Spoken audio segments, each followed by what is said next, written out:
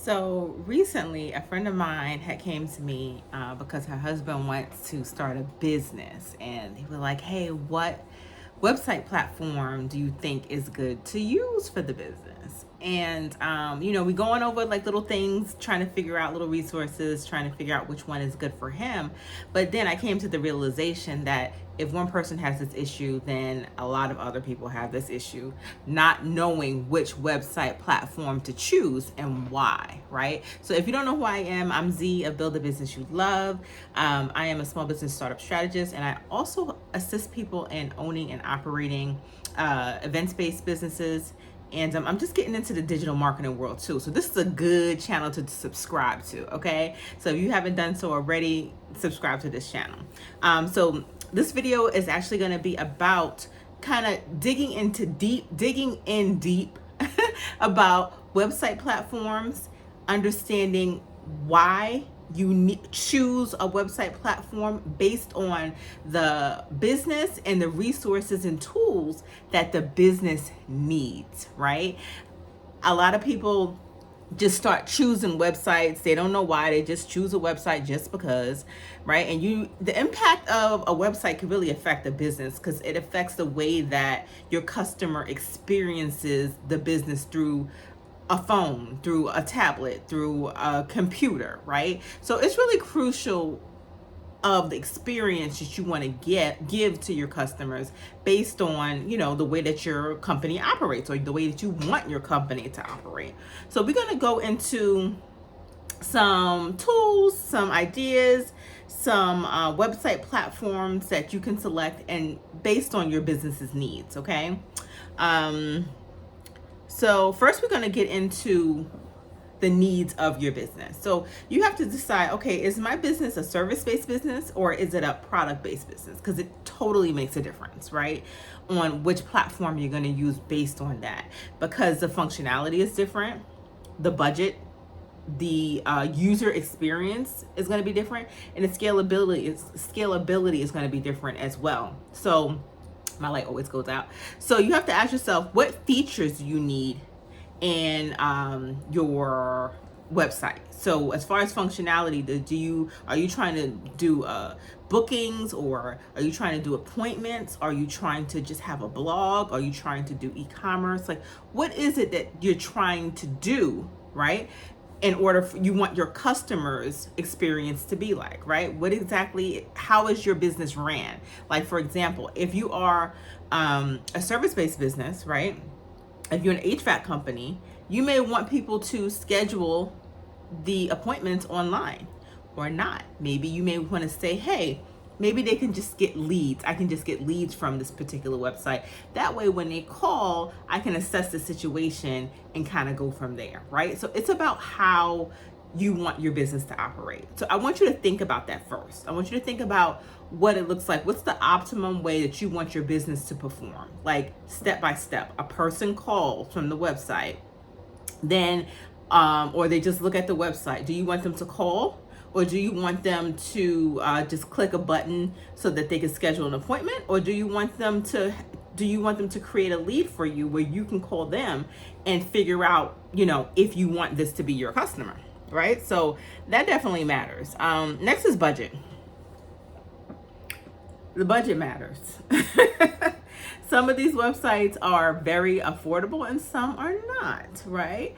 And I've been down that path because I sell digital products. So there's a lot of websites that's out there that's a lot of fluff and you're paying $200 and $300 a month and they're not worth it.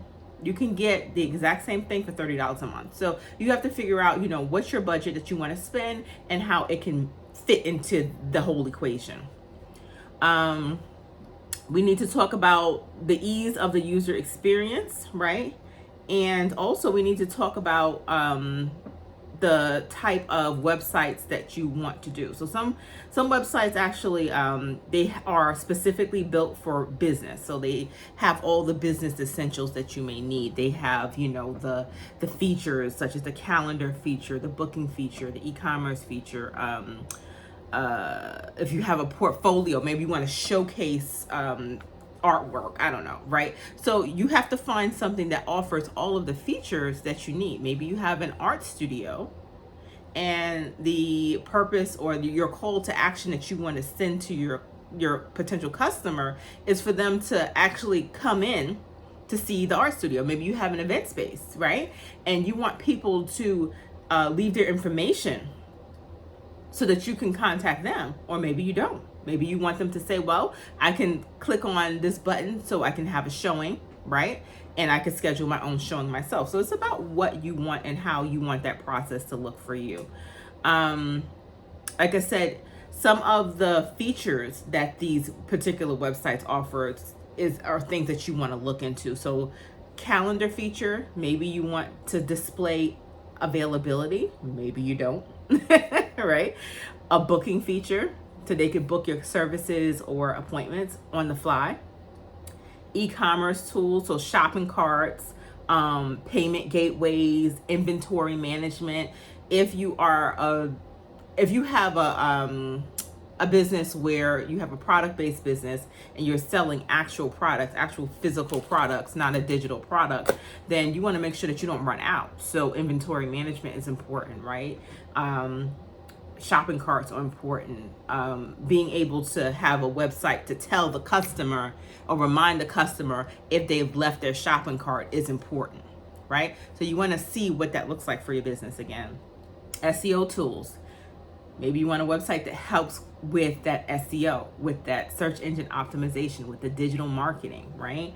And of course, analytics, guys. I did a video on this before because I talk to a lot of people, and unfortunately, sometimes we pick websites that other people build, and it's difficult to get access to the analytics and the tools and the password and even entry to make changes. So make sure that you have a website where you can access it the way you need to access it, right? But you want to track the analytics. You want to track where the visitors are coming from, what they're doing, what are they pressing, right? How is the site performing? How many people are visiting the page? And how long they're staying on the page, right? So these are a lot of the analytics and the KPIs that you would want from your particular website, from the tools that the website offers, and from the resources that the website offers. So I have a bunch of examples here, right? You have Wix, for example. Everybody knows Wix. Wix has been around for forever. And they have that drag and drop feature for people who are not tech savvy, right? You literally just drag it and drop it, change the colors, change the template, change the pictures. Really simple, really ideal. You can customize the templates. It has SEO tools, contact forms, email marketing and integration, which is a form of digital marketing, right? If you want to add automation and email marketing, maybe someone creates a lead, then you can set up your automations and your email marketing so they can continue to receive emails from you. Right? So Wix offers that. And it's good for, consultant firms, if you have a blog, if you need a contact form to be filled out. You also have the e-commerce sites like Shopify.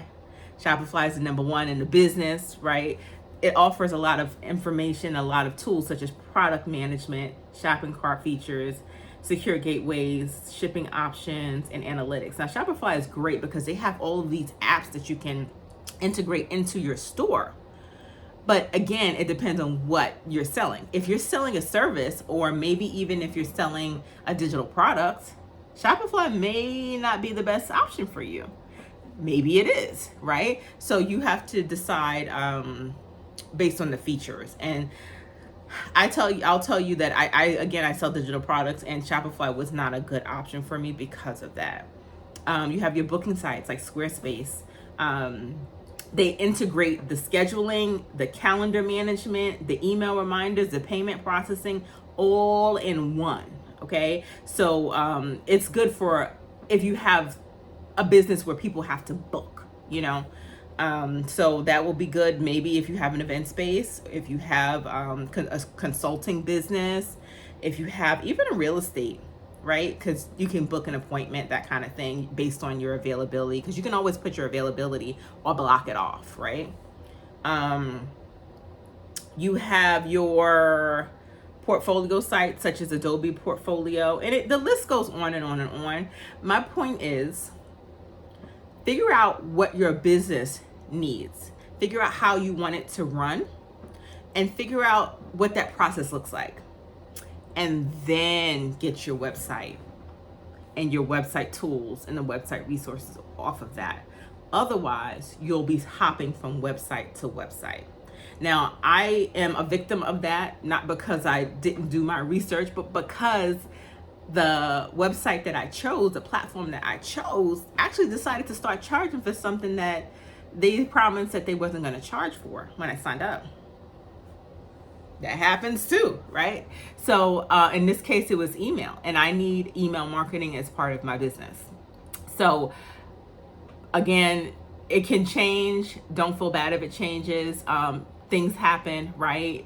Business still continues to go, but you have to be adaptable. You have to be agile as a business owner and be able to pivot and move forward. Okay, I'm Z from Build a Business You Love. Be sure to check out my link in bio, because I actually have a bunch of small business resources and small business bundles and tools that can help you through your small business journey. Okay, I also have an event space course that teaches people how to start, operate, and manage an event space from beginning to end. All the questions that you have, that course actually answers most of them. So be sure to check out my link in bio. I'm Z from Build a Business You Love, and I'm out. Thank you.